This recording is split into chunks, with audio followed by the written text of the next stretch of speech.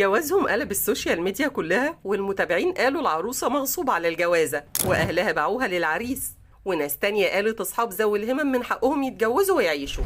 حكاية فيديو عروسة الصالحية وجوازها من شاب متلازمة داون من امبارح، والناس كلها بتتكلم عن فيديو انتشر بسرعة الصاروخ على السوشيال ميديا عن جواز شاب من متلازمة داون من بنت في الصالحية.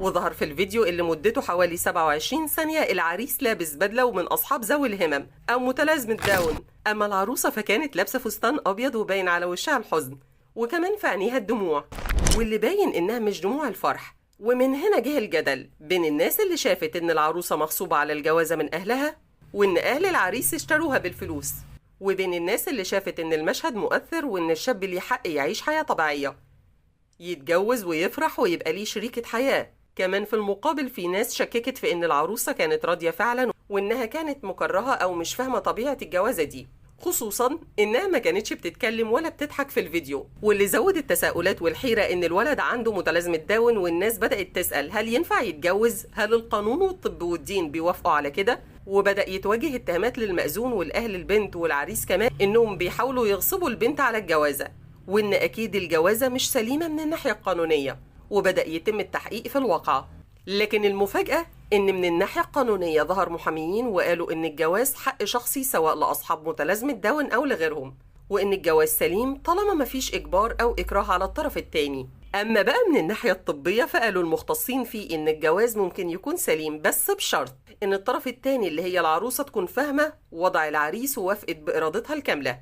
أما بقى من الناحية الشرعية فمأذون الصالحية قال إنه أصلا مش من المنطقة، وإن الجوازة كانت سليمة 100% لأن العروسة موافقة. ده غير إن صندوق المأذونين الشرعيين قال إن الجوازة شرعا صحيح طالما تم بإيجاب وقبول ورضا ومفيش أي إكراه، وده ينطبق على أي حالة حتى لو فيها إعاقة. وفضل الجدل مستمر بين الناس لحد ما ظهرت ناس من أسرة العريس قالوا إن أبو العريس المصاب بمتلازمة داون عنده فلوس كتير وكان عايز يجوز ابنه، وتعرف على أهل العروسة ودفع ليهم فلوس كتير، وإنهم حاولوا يمنعوا الجوازة بس هو ما سمعش ليهم. أما أبو العريس لما لقى الهجوم عليه قال إن ابنه بيعاني من الوحدة وكان دايما نفسه يتجوز ويبقى عنده بيت وأسرة، وإنهم شافوا إن ده حقه الطبيعي زي أي شاب في سنه، واتعرفوا على العروسة وإنها موافقة عليه وبتحبه.